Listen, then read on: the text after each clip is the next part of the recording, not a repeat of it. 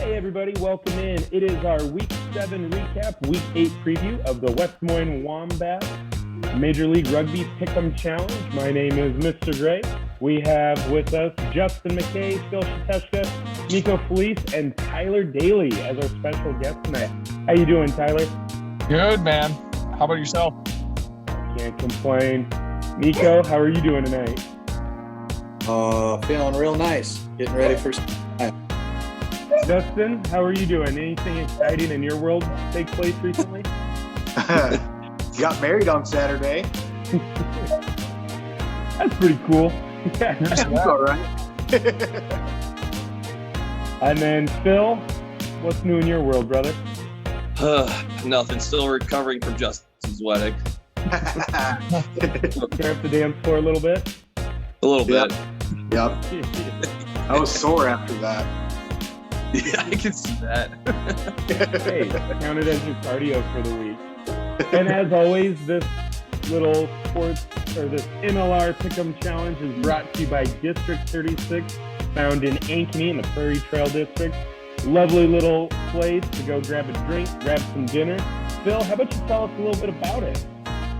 Yeah, it's a pretty cool little location. Went over there for a little date night a few weeks ago. Food is fantastic. They have great deals, especially during their whole social hour.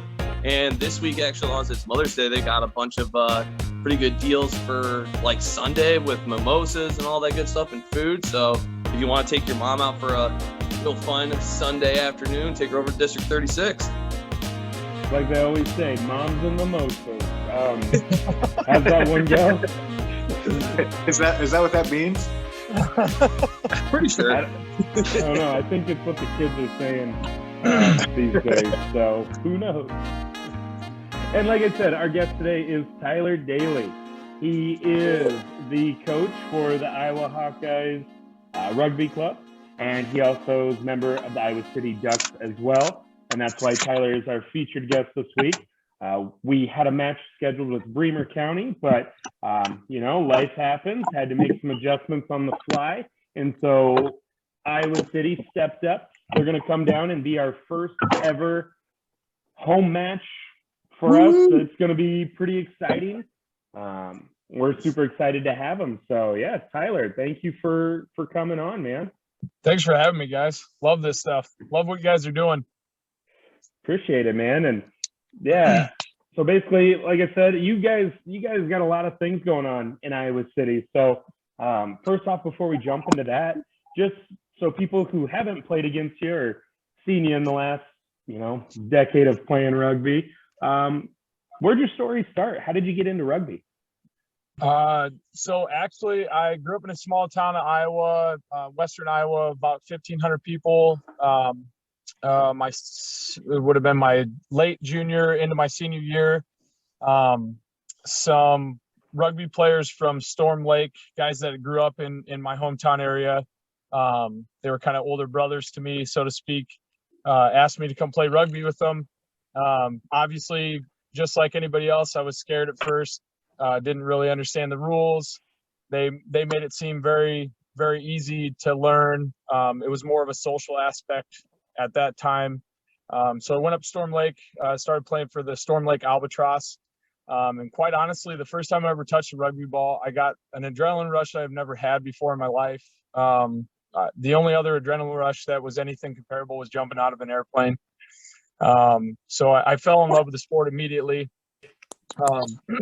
Started doing that. I was living in Cedar Rapids at that time, once I graduated high school. And I was still driving across the state to play with Storm Lake. Played with them for about 4 years socially. Met the Iowa City Ducks mesh team at the Toys for Tots tournament in Des Moines, which is an awesome tournament, by the way. So people that are listening, guys, if you hear about that tournament, that is a great tournament, great social tournament to get involved in. Anyway, met those guys, met a couple of them out afterwards at a restaurant, and asked them if I could start playing with them because they seemed to be a little bit more competitive. And obviously the drive was starting to kill me a little bit. So they invited me out to practice. I did really well at practice. And the coach actually at the time, Dave Lynch, he asked me what I was doing that weekend. And quite honestly, I was going to go tailgating with my friends because it's Iowa. Yeah. And he said, no, you're going to play rugby. You're going to start. And my very first match, I'll never forget, it was against Iowa Falls. Scored 4 tries that match, got man of the match. And then the rest is history. I got so hooked on the sport, and the feelings I got from it and the camaraderie I got from it. The only things that are really comparable to that team sport for me were, that of wrestling or in the military, the brotherhood. It's not really as much of an individual sport as it is a team sport, but everybody kind of gets behind each other and lifts each other up. And it's such a very inclusive sport. So that really drove me to the sport. And fast forward about 12 years, and then kind of brought us into the Ducks. I got involved administratively with the club, started working with the inner workings of everything that's on the back end that people really don't see. And it really drove me to keep getting involved and giving back to the sport after personally what the sport gave to me, which nobody would quite ever understand. I want to give back to the sport after so much that it's actually given to me. So fast forward a few more years, I was at a few Iowa City Ducks practices and noticed that there were some Iowa players practicing on similar fields. And there was a few different times where I would sneak over there and show them some drills. And after that season, a few of them asked me to come coach for Iowa.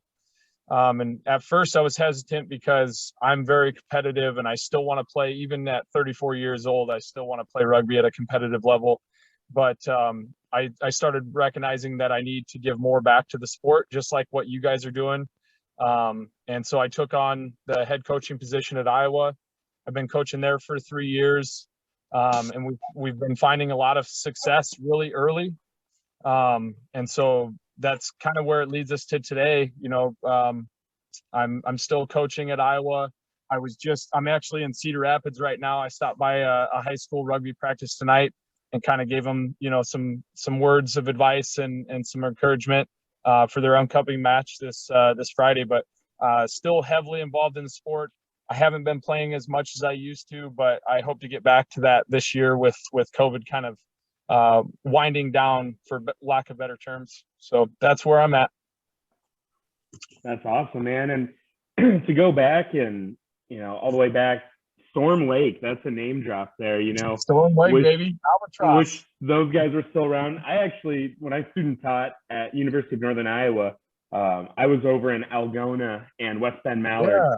And so I played it was for Gopher College was my first men's club experience after college. And man, those clubs need to come back, because you covered it with how, just the mix of the rush of getting that ball and running into contact with no pads, just going at it. And then that camaraderie, that brotherhood, and then the social aspect of it. I mean, there's just so many layers to it that it's like, you can be competitive, you can be social, there's all these bonds that you have for years, and it's so hard to walk away. And, hearing your story, it's so awesome to hear you go from this player now into the coaching role. And, you always hear the saying, leave the jersey in a better place. And, what better way than to leave that impact on multiple clubs, and now coaching at the college level, talking to those kids who are in high school,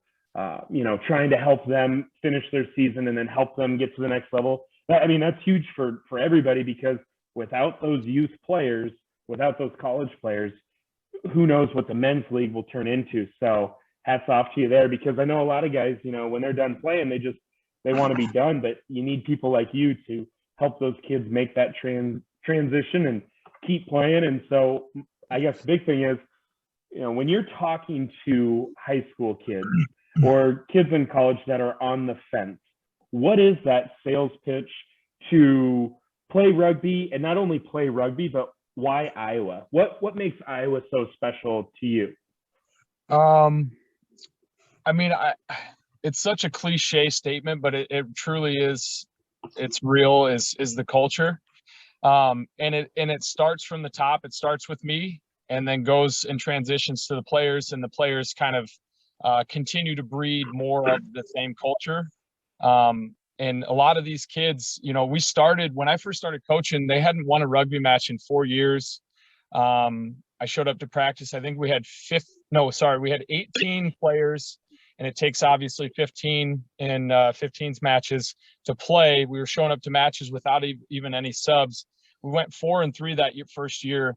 And I really wanted, selfishly, I'm going to say that it was the culture that I kind of brought in, that these kids bought into. I had 2 seniors, Brett Pearson, Nick Breitzman. I'll never forget these guys. They never once they argued with me. They completely took on the culture that I wanted to bring in, and the mindset that I brought in with it. And they kind of just instilled that in the rest of the players by example. And that's what really kind of cultivated our next year's transition, which turned into 45 players. And then the following year, we actually had 65 players on the roster. So pre-COVID, we had 65 players. And I really want to, say that it was a lot of it came from the culture itself. So again, it is kind of a cliche statement, but it is a true statement, especially in Midwest and Iowa rugby, where it hasn't been as prominent as it has in in Ohio or in the East Coast or West Coast. But yeah, that's what we have to offer. A lot of is the culture and the social aspect of rugby. I have taken upon myself to learn more and grow as a coach, so I can teach these kids higher level rugby. And that's also why I'm getting involved in these high school programs, is because I get to learn just as much from these kids as they do from me. So I understand how they communicate, and it helped me communicate with new players that are coming into my program. So yeah, that's kind of where I'm at with that. That's awesome. Yeah, that definitely speaks to the culture and the social side of it. To go, I mean, just the grit to stick it out after that many years of not seeing a victory. I mean, that speaks to the sport itself, that you can stick around a program, not win a match, but yet that sport and those guys you're in the trenches with, that brings you back together. And then to have a culture, new coach, new culture, and to see those numbers grow, that's amazing. And what's great too is, a lot of those guys, I'm guessing, didn't play in high school, but would you say you're seeing more and more guys with high school experience coming to Iowa? Yep. And is that making it is the Iowa Youth Rugby Association League, is that making Iowa's level of play higher? And how does that change your game planning? What's that look like from year to year? So my coaching philosophy has to change from year to year, and I've noticed that over the last 3 years. My first year, it was all about making sure everybody had fun. It's all about, breeding that fun atmosphere, the inclusive environment. And you all know what I'm talking about when I say inclusive. Rugby is without a doubt the most inclusive sport in the world. I've never seen anything like it. Not anywhere have I ever seen a professional sport where an openly gay man was one of the best referees in the world, Nigel Owens, and openly gay man, and people respected him on such a level that I've never seen in any other sport. So that being said, a lot of these kids, especially in the Iowa High School Association right now, they're getting opportunities and they're learning opportunities that we all have never had before.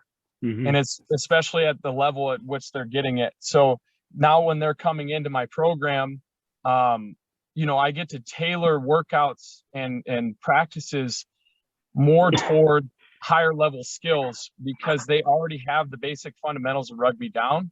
And so now I get to work more on structure and strategy. Whereas when I first started, it wasn't so much about that. It was more so just getting the fundamentals down so they could even play the game the right way. That's awesome. And that's awesome to see around the state that, Iowa rugby as a whole, every single level from high school, college to men's club is growing and seeing the benefit of the high school league. And it's exciting to see where our state's going. But again, I know the biggest frustration or the biggest hurdle for the high school league to continue growing is, and this is one of the Wombats' biggest goal, is creating and finding more coaches for the high school league. And I know that's something that we've sat down and had conversations with our guys about. We want to give back. You said it great. We've all had great experiences with rugby, whether it's being, included into this family, having fun on the pitch, success on the field, just all sorts of these lifelong memories. How can we give that same opportunity to someone else and to a kid? And so we really encourage our players to get signed up, become a coach, become certified. And you guys are hosting a coaching certification level 200 coming up, correct? Yeah, so I'll plug that right now. So I'm actually working with USA Rugby directly.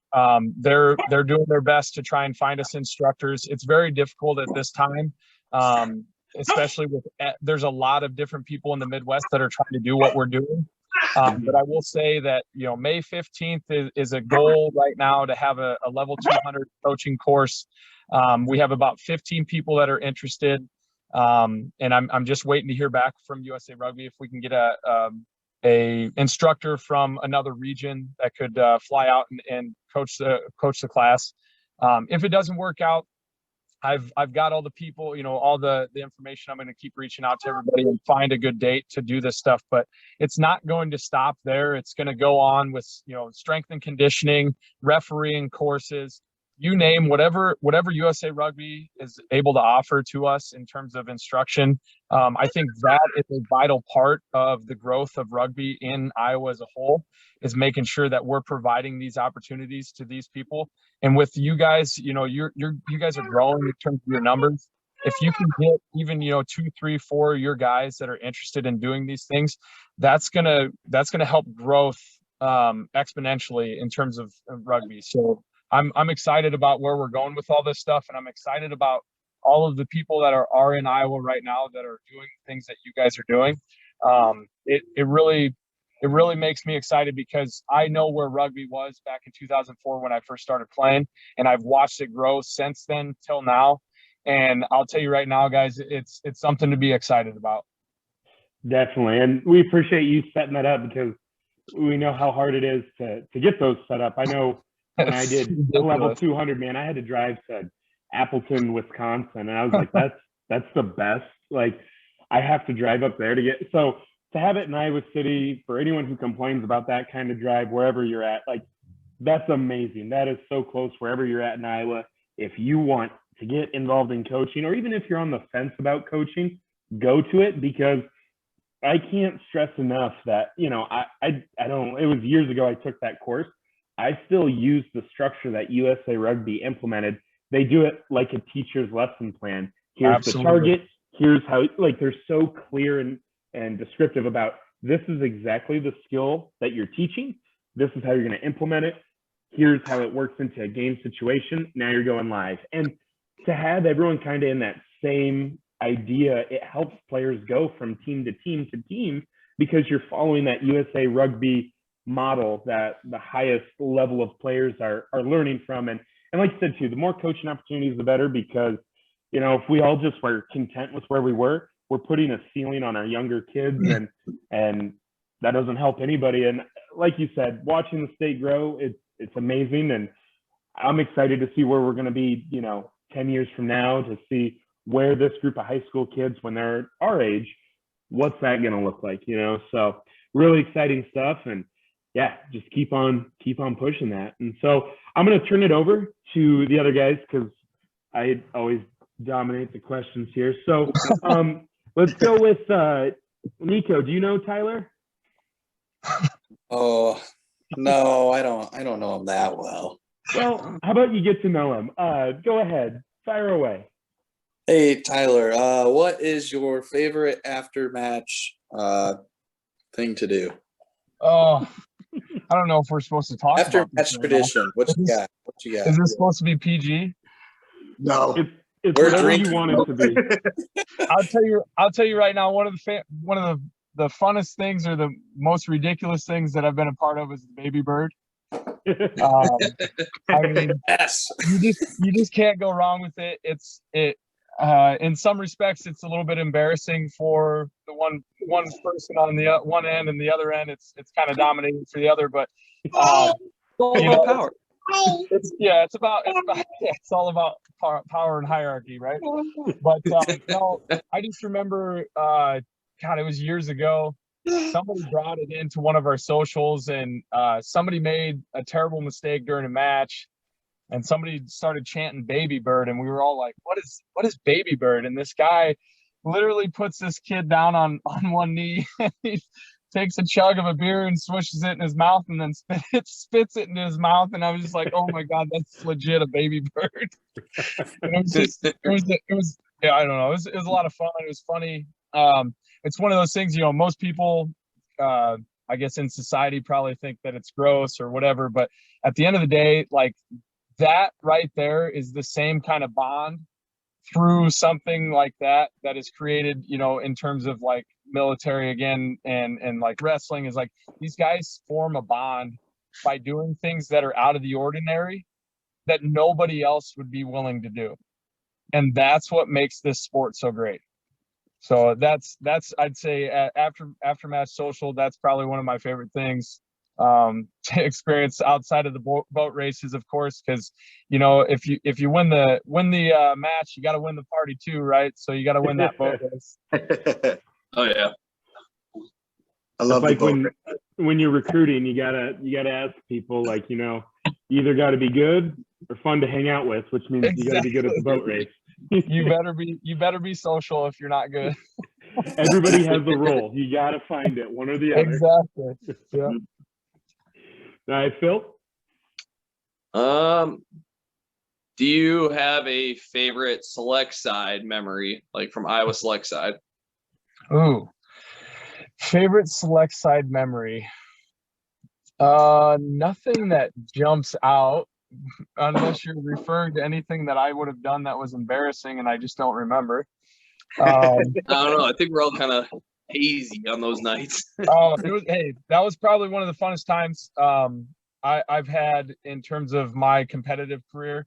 Guys, people that are watching, any opportunity you get to experience a select side team or try out for a select side team, it's a must. You need to do it. That's one opportunity that most people don't ever get, to play rugby at a higher level with people that are of the same caliber. And it only makes you a better player, and it allows you to bring the things that you learn back to the clubs that you play for. So, I mean, best experience I've gotten was being able to play with all of you guys on the select side teams, and being successful at it too.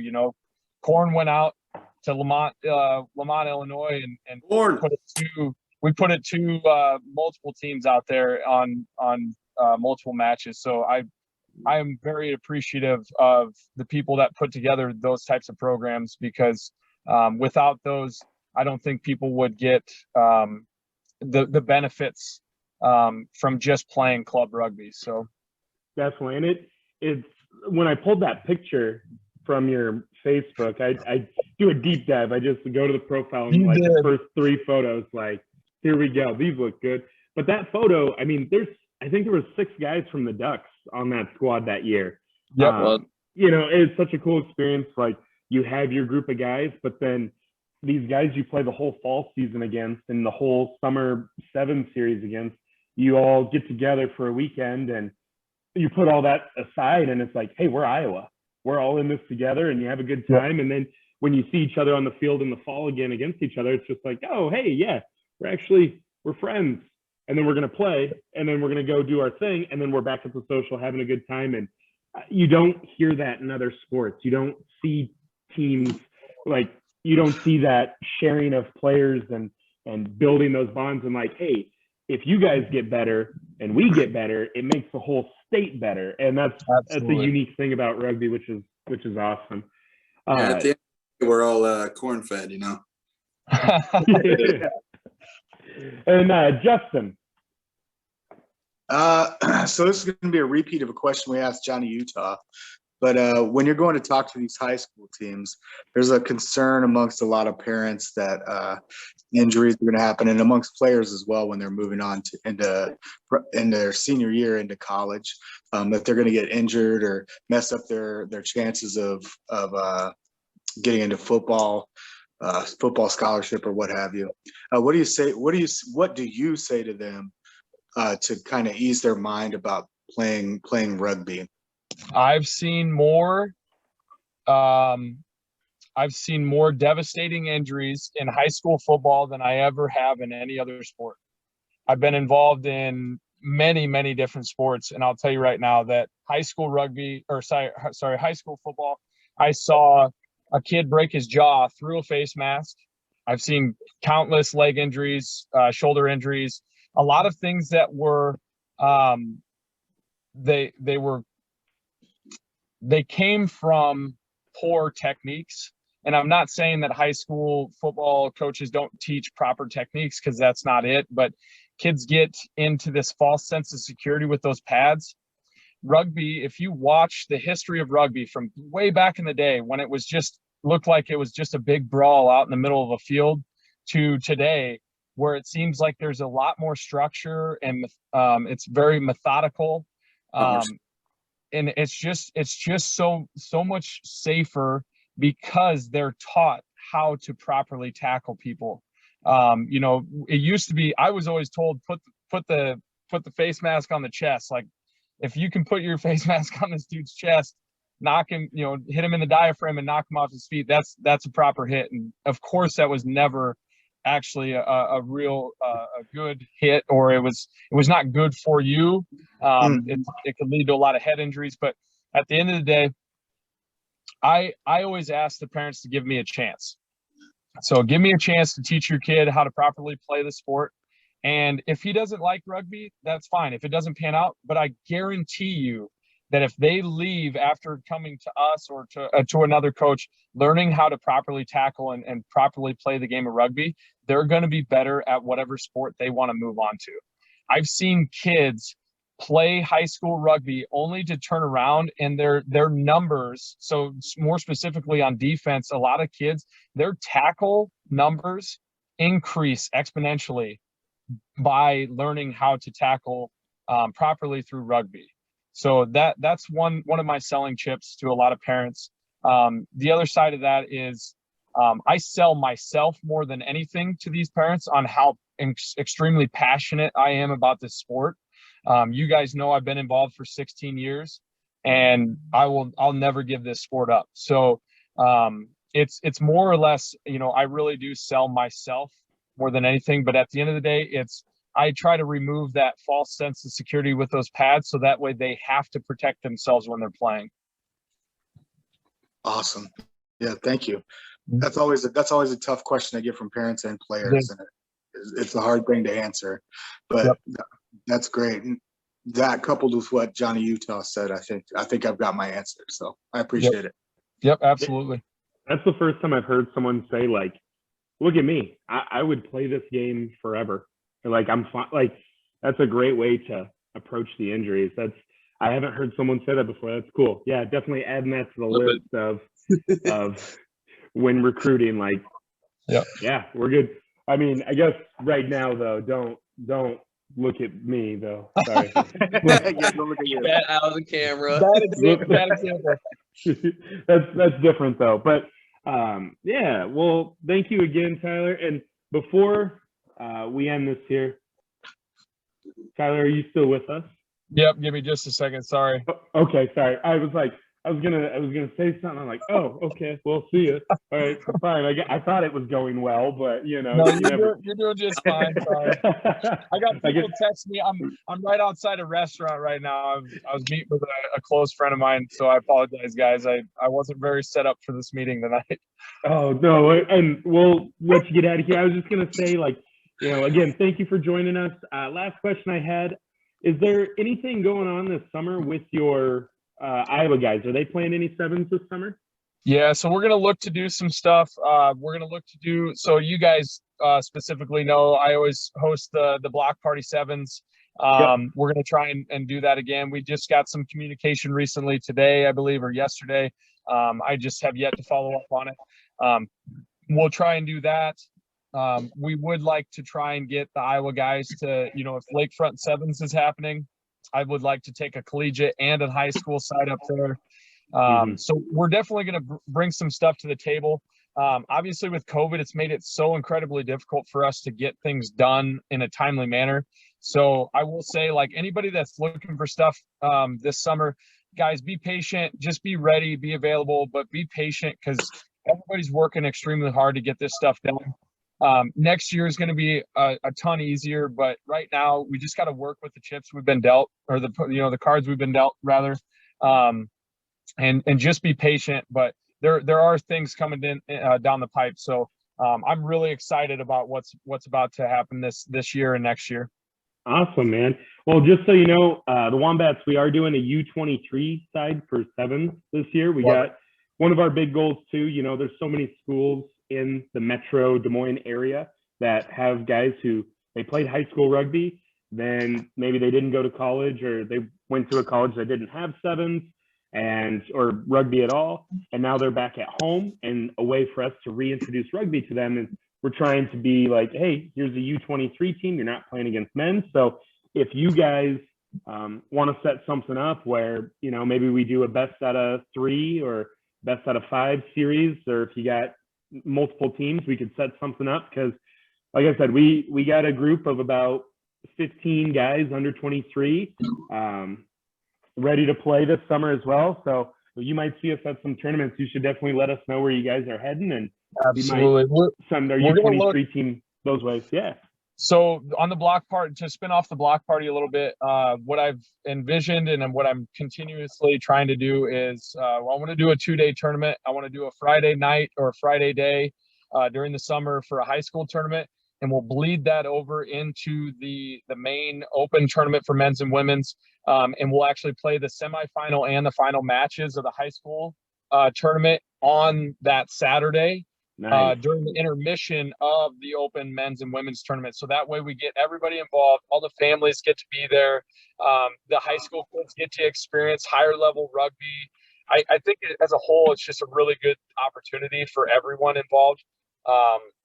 So just that little plug there, I wanted to let everybody know, and that might be coming down the pipe here soon. That's a cool idea. So yeah, block party sevens, keep your eye out for it. It's fun time. Definitely let us know. Be interested probably with the Wombats, and definitely the Des Moines Nemesis would be interested in playing on the women's club. So I can't wait, man. That's awesome. I love to hear that. Oh, awesome, Tyler. Well, thank you for joining us, man. And yeah, you have a good one, and we'll see you Saturday.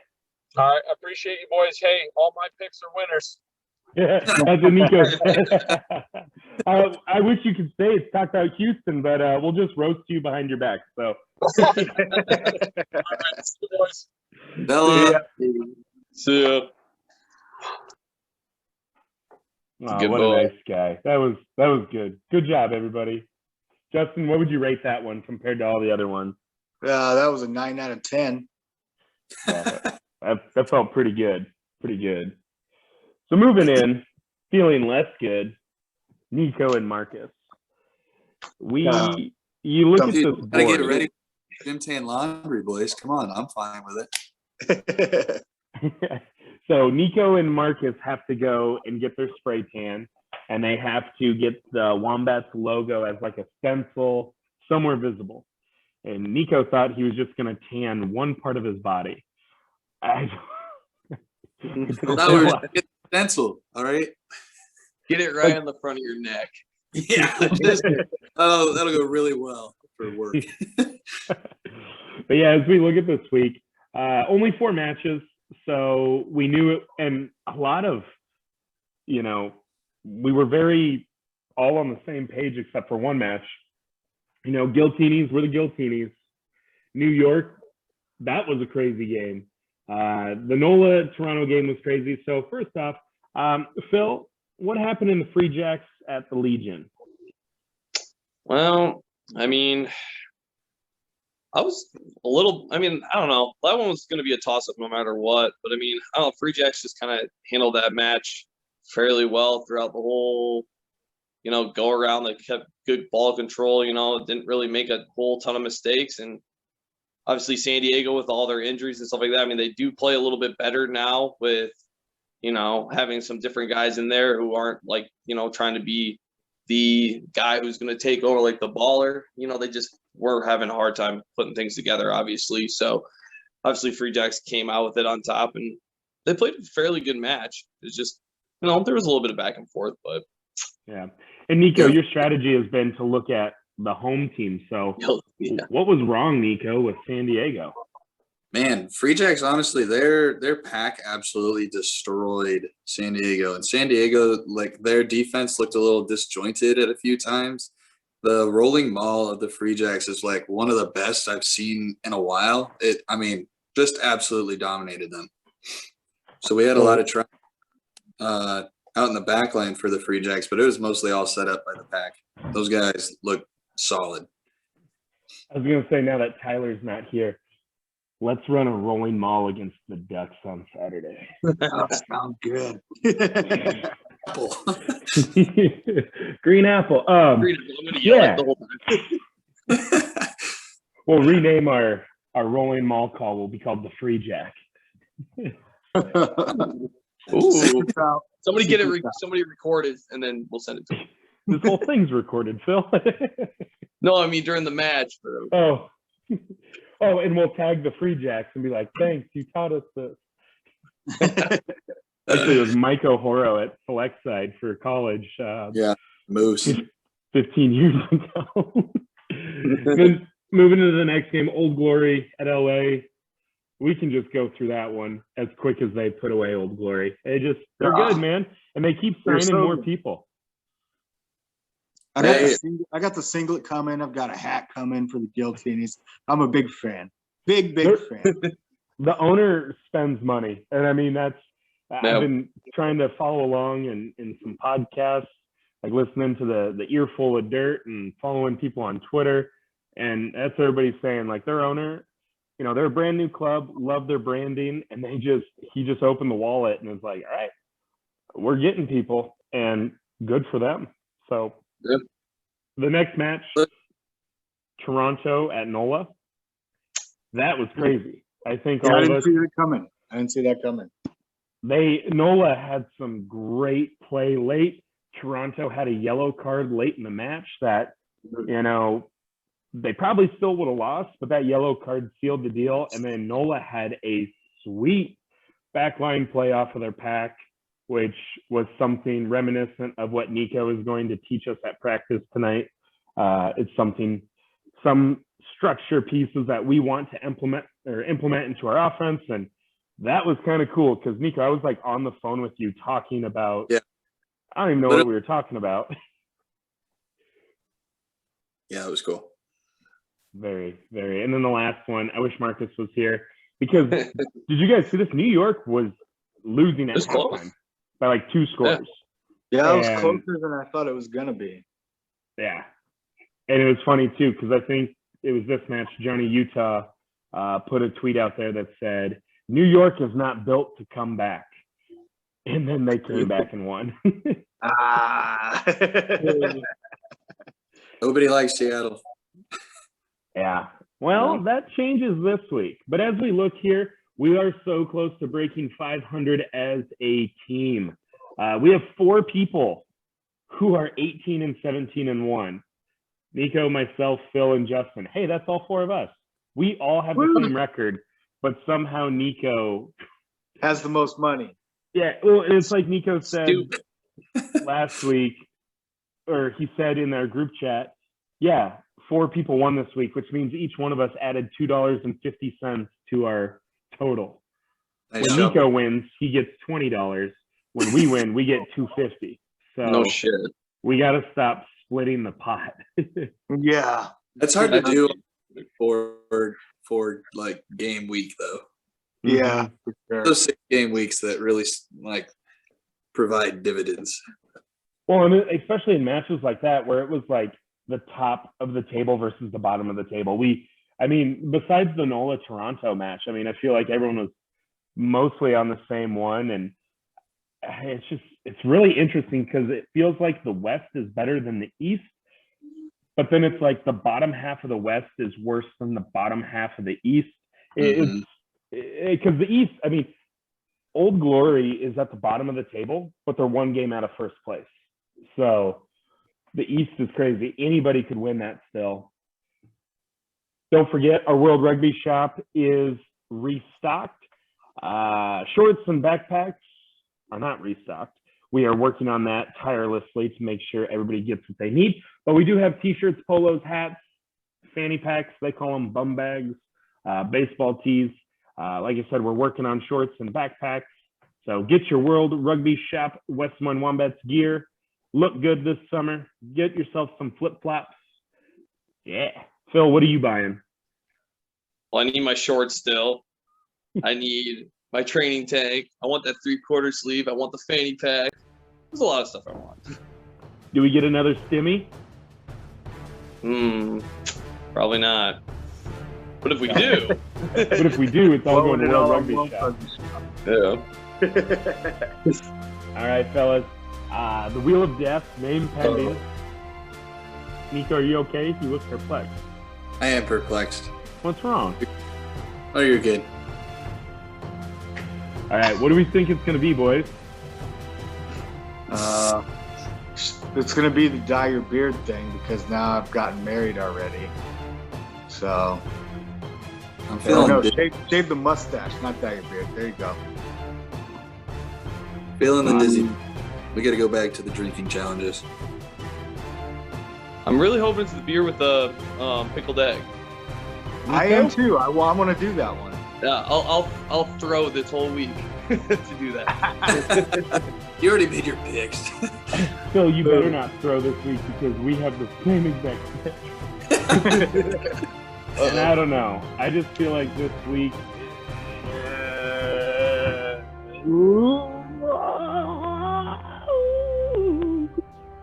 No. No. Oh. It's So, probably what we mean by that is Ric Flair, the professional wrestler you may have seen on our social media today. You know, may the four horsemen be with you. Ric Flair was one of them, and he slaps people across the chest and he says, "Woo!" And what we're going to do is we're going to take the two people in last place, and they're going to slap each other and say "Woo," and then they're going to go back and forth. Whoever quits first loses, and then they have to drink a beer out of their shit. Do we? Yep. Do we have to do it shirtless too? Yeah. Yeah. We're gonna lather you up in baby oil. It's pro wrestling, Phil. It's like you don't even watch pro wrestling. Come on. All right. I was just making sure. So looking at our picks, there's some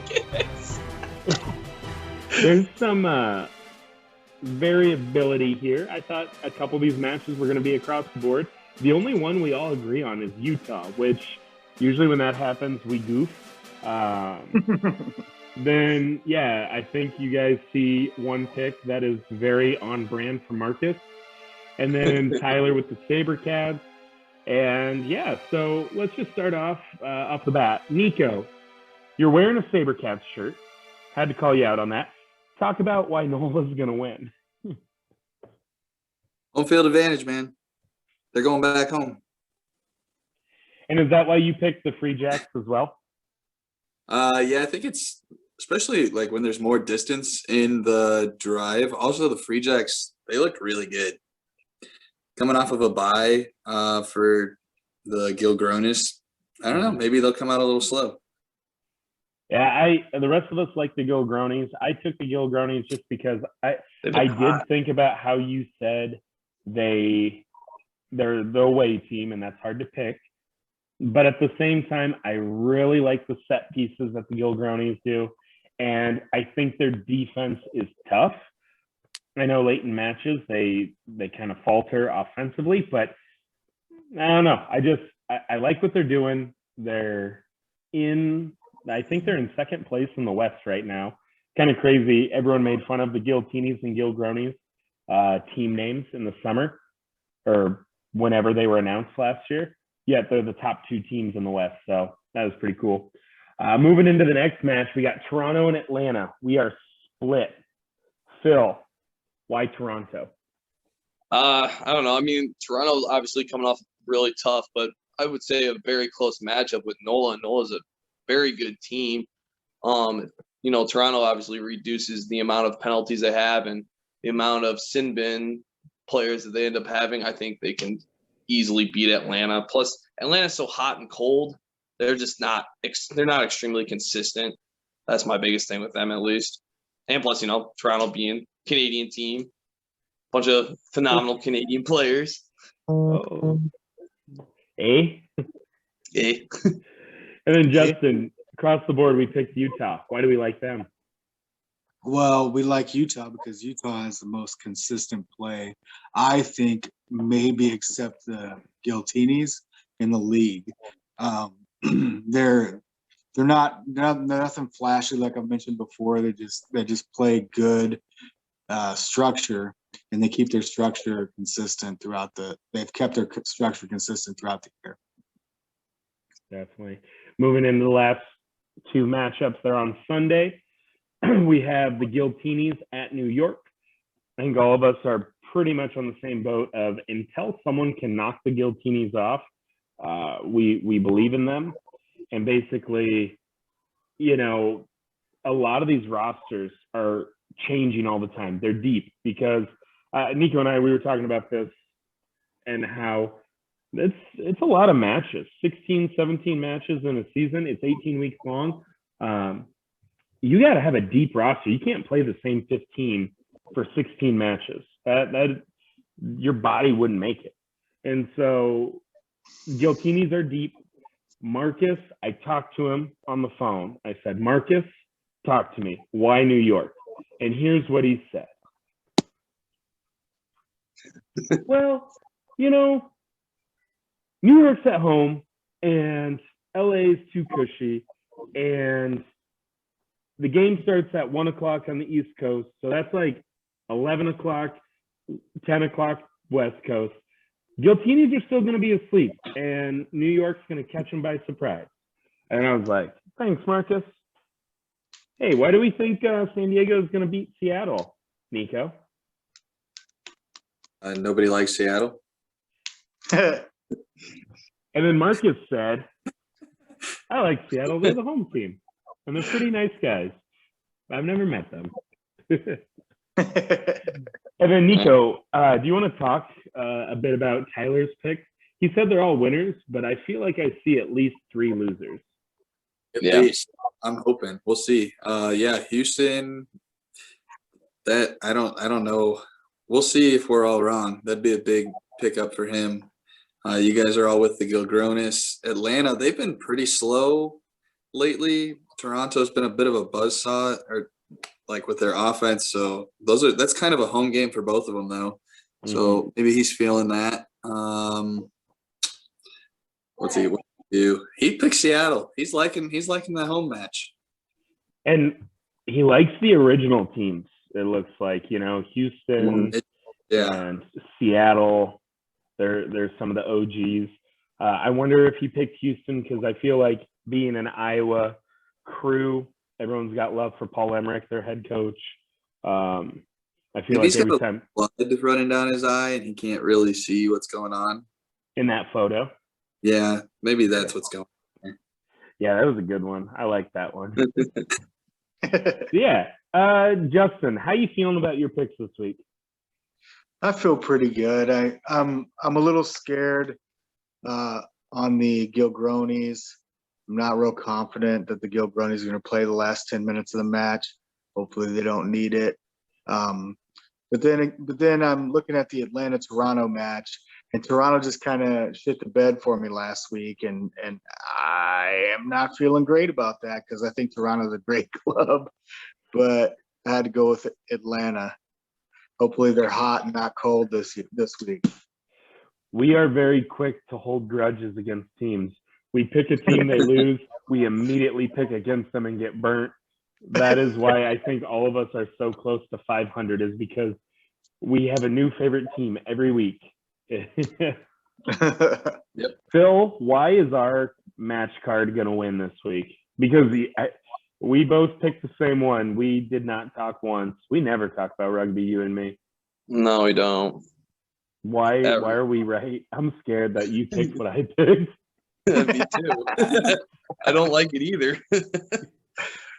Dude, honestly, I don't know, because I'm looking at a few of them too, and like, yeah, the Atlanta Toronto game makes me nervous. I mean, I don't know. That's the only one I'm actually kind of worried about, because that one is definitely a toss up in my opinion. But I still would like to see Toronto win. I still think that they have the edge over Atlanta. But I feel like almost every other pick we have is an extremely solid choice. Yeah, You know? and that Toronto Atlanta one, that's the one Marcus. He actually flip flopped on that one. He went Atlanta, then he switched to Toronto, then he said Atlanta, final answer. So I mean, and then for me, I was very close to picking Seattle. I just feel like San Diego is, I don't know how good they are. It looked rough. Yeah, they looked really rough. And Seattle playing New York that hard, it looked like Seattle of old. Oh, did you guys know that Seattle demoted their head coach to the forwards coach? And then they have a new director of rugby operations who's also the interim head coach. And they played with a lot of fire against New York. And it's one of those things, like, your team, when you get a coaching change, it's not like your team, the players get better, but sometimes you play a little bit harder because they bought in. They bought in. And also too, like, well, if the coach is on the chopping block, every single player on that roster is on the chopping block. You know what I mean? Like, you really got to earn it. And so I don't know if that has anything to do with it, if that's going to light a fire under their ass, but I'm the game I'm least confident about is San Diego, Seattle. Nico, what are you thinking? Your final thoughts on this week? Well, Free Jacks, man. That's gonna be my winner. It's what's gonna set me apart. Well, you can go hang out with the River City guys because they love the Free Jacks too. You can go to their watch. Get slapped in the chest. And every time we slap Nico in the chest, we yell, "Free Jack!" Free Jack! So Saturday, it is our home opener, the first home match of all time in the club's history. We are at the Recplex. Hashtag pack the Plex. We are facing Iowa City Ducks. 1 o'clock is the kickoff. Admission is free. The way it's going to work too, the teams are going to be on one side. And then what I'm envisioning is, because fans cannot be on the same side as the players, so they're going to be opposite. But I think we might even set up some fans in both of the tri-zones as well, just because that space could get tight. And I don't know about you guys, but I think we're going to have a pretty full crowd. How are we feeling? Did you guys share it with your friends and family? Phil? Of course. Anybody Are they that's coming? in the metro area. So, Nico, how many people did you invite? Oh, family alone would be 50. So in the north end of the tri-zone, I don't know which way the fields face, but on the north end, we'll put all of Nico's family. You get the whole tri-zone. Watch, like, only my mom shows up. Hey, she's a big supporter, and she deserves it. She's a big supporter of the Wombats. Yep. Justin, how are you feeling about Saturday? I think it's gonna be a good time. I think there's gonna be a lot of people there. I know the women plan on coming out and supporting, and hopefully my family does too. We'll see. hopefully. Definitely.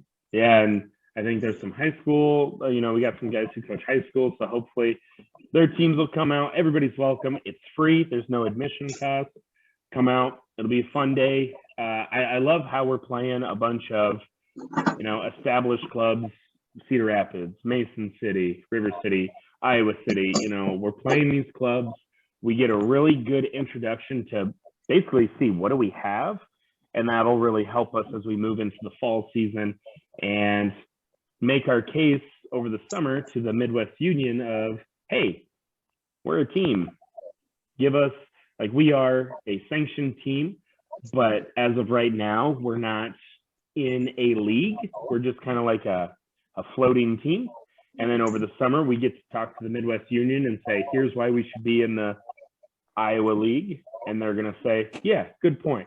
So I love that we're playing these teams. And again, Dailey's a good guy. Everyone we've had on, great people. So just love having them on. And it's just exciting to play these clubs. So, yeah. Nico, other thoughts on this game Saturday? Man, I'm just excited to see us playing at a home game. It's going to be nice to put on for Iowa City. Pallies will be packed. That'll be fun, too. Oh, yeah. Have a good time, guys. Yeah. Hashtag pack the plex. Hashtag pack the pallies. The Pallies. Phil, thoughts on Saturday? I'm excited. I'm excited to play our first home match and excited to see a lot of friends and hopefully some family members. And yeah, it's gonna be great. I'm really pumped for the social as well. So yeah, like don't really have a lot of other thoughts on that besides that. So The word of the day is excited. Yeah, I mean, it's just hoping for a good crowd and just, you know, when we say grow the game, we don't mean 300,000 people from the city of Des Moines need to play rugby. We just want people to enjoy the community aspect. You don't have to play rugby to enjoy the social or to enjoy the community of rugby. So that's why this is huge for us. So yeah, come on out. It'll be awesome. Justin, final thoughts for Saturday? I'm just excited to get back on the pitch. I'm excited to get a look at Iowa City, and I'm greatly enthused to have the opportunity to have some of the players I coach come watch me play. So I think that's a really cool thing. Also, I love playing with D-Tar. A little shout out to D-Tar there, coached him in high school. And that's another great thing is when you get into coaching and get into this rugby community, you get to play with people that you've influenced or that have influenced you. And that's one of the greatest things I love about the sport. You know, he's a great boy. He's got an amazing mullet. He does Low. have an amazing mullet. It's so awesome. Low for days. there's a reason I used his photo to advertise for our sevens practice. Like that hair was just perfectly Photoshop his pit vipers on there too. But yeah, it's always good to have those kids that you coach them all year and they look at you like, what do you know? And you're like, come on out and check it out, you know, and that's always fun. But sadly, you know, I won't have any of the players I coach ever playing on the field with us because they'll be in the women's league. But one of my players' dads he's gonna play on Saturday. So Jason, we're gonna get him in this weekend. It's gonna be his first match with us. He's been practicing for like 6 weeks with us, but he hasn't been able to come to a home match because his job, he has to work on Saturdays, but he got this one off. So Jason, he's gonna get in there. So that's a unique thing. Not many people can probably say that they coached someone and then they played with their dad after. So I'm excited. Again, growing the game. And Dolores keeps wanting to go back to that last page, but I said no. So again, thank you, Tyler. Don't forget, everybody, we got practice tonight, home match against Iowa City on Saturday. We have a youth rugby camp from ages 4 to 14 starting on May 30th. Get signed up. We'll post the link on our social. We got practice on Mondays for 7s, practice on Wednesdays for 15s. Thank you for watching. Nico, you have 1 minute. Talk about anything you want. Go. Oh, 1 minute. Phil, Justin, get ready. You're going to do the same thing. Wow. Right on.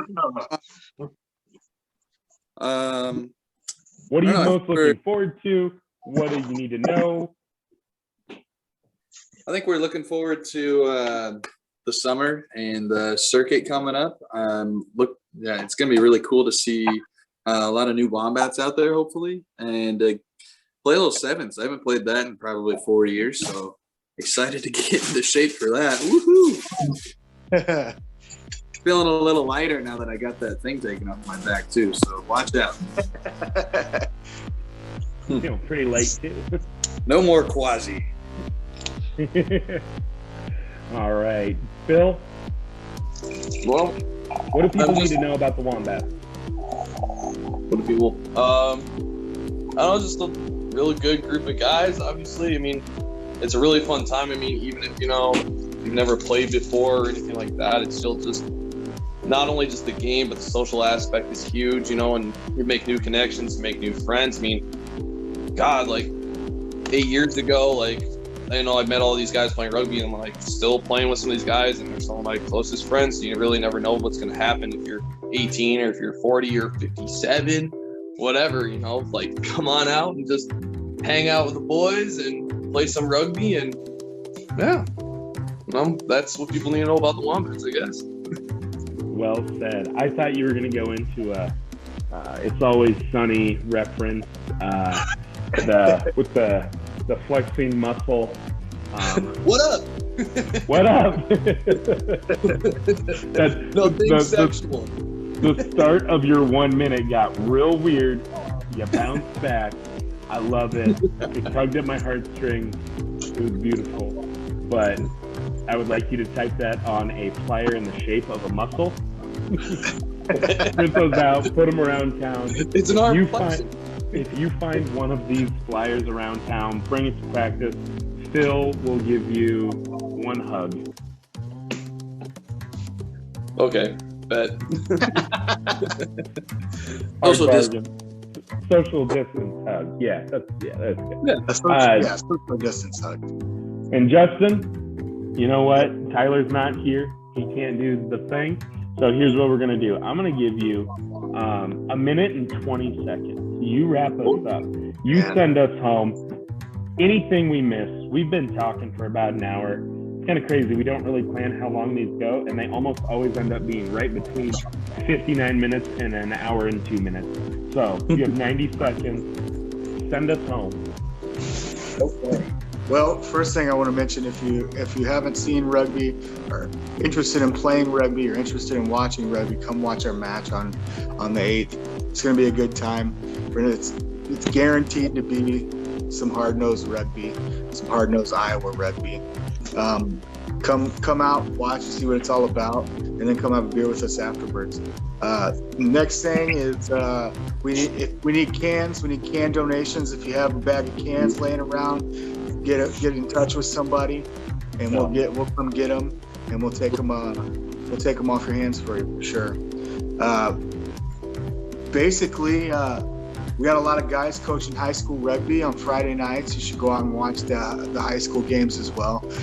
If you find out you like watching rugby, you come watch Friday night games. There's rugby on Saturday. There's MLR games all weekend you can watch. When we have primetime games on Saturdays, a lot of times we watch them at Pally's. So be on the lookout for our watch parties. Basically, guys, get involved with rugby. We'd love it if you were there. We'd love it if you show up. We'd love it if you gave your input, your 2 cents into how you think our matches went. Just get in contact with us if you're interested, and we'd love to see you out there. Simply put, we love you.